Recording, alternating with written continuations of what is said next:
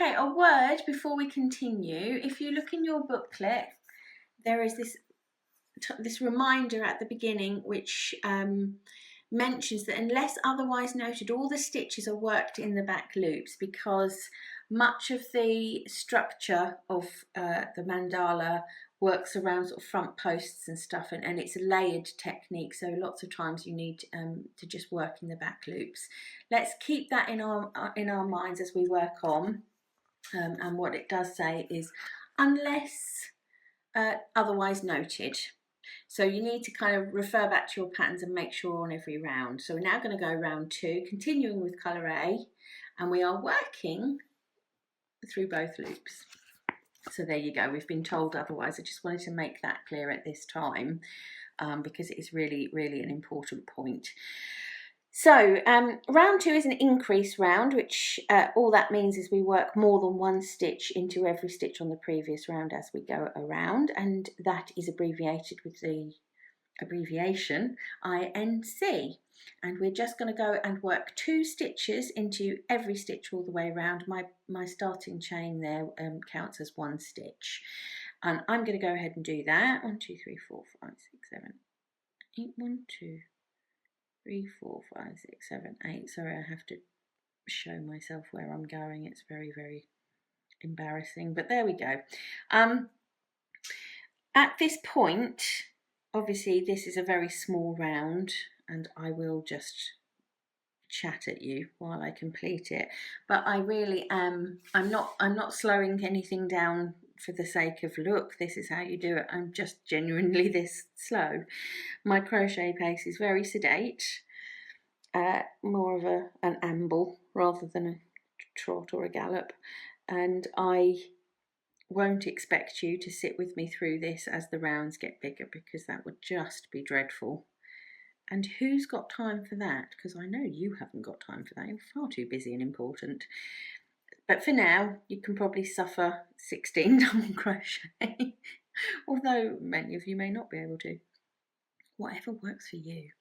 Whilst I get to the end of this, I think we can start talking about the splendid joining technique for fastening off, which we work throughout the pattern, called needle join. And what needle join is a lovely invisible joining method to fasten off one colour, or just to fasten off at the end of the round, really, which invisible in the sense that you don't get any lump or bump from a slip stitch. So it's a really nice method. I try to use it in most of the things I do with crochet, actually, because it really is a lovely technique. So it will, you see how, you know, you've just got a nice curve, circular curve, uninterrupted, smooth edge. The needle join is going to continue that all the way around without any kind of visible ending at all. It's very, very clever. So we are at the end of round 2 now. So we've got 16 double crochet there. I'm just going to count them. 2, 4, 6, 8, 10, 12. Have I? 1, 2, 3, 4, 5, 6, 7, 8, 9, 10, 11, 12, 13, 14, 15 and a chain. We've got 16 crochet, so here we go. To start with, we're going to just snip the end of the yarn because we're done with that. Get that right out of the way.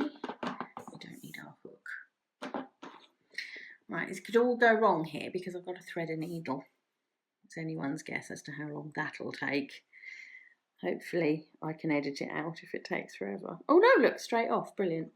Right, so this isn't how you may see needle join done elsewhere, which is to say it's probably incorrect, but it's how I think it's how I've learned, and this is how I always do it. I will probably do a second video or a standalone video to demonstrate both ways, because this is quite different, I think, from other methods. I don't know why, it just is, but it works, and let's go with it. So I've just taken my hook out and left a loop there on the work. And what I'm going to do, I've thread my needle and I'm going to pass my needle from back to front of that stitch through. I'm effectively creating another stitch here. Can you see that little stitch is bent over, and you can see what's going to happen. It's going to sit there and make this reading complete and look beautiful. But because I've got a complete stitch there, I need to sit it on top of one we've already got, else I'll end up with too many. So I'm going to take my needle and follow the line of this stitch here.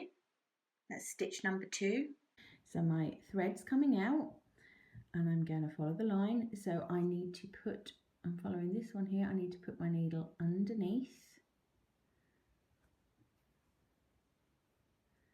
and pull the stitch over like that. Can you see how it's bent over already and it's sitting in position and it's sitting right over the top of that chain 1.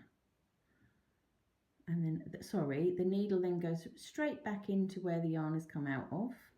So straight back into that last stitch I've created. And I pull it sort of straight down. And if I take my needle out now, you can see, invisible, absolutely invisible. It's fantastic, I love it. And that is needle join. Now what I'm going to do now, that's the end of round 2. I'm going to go off and sew those ends in because you don't want to sit and watch me do that. But we are 2 rounds in and we're cooking with gas.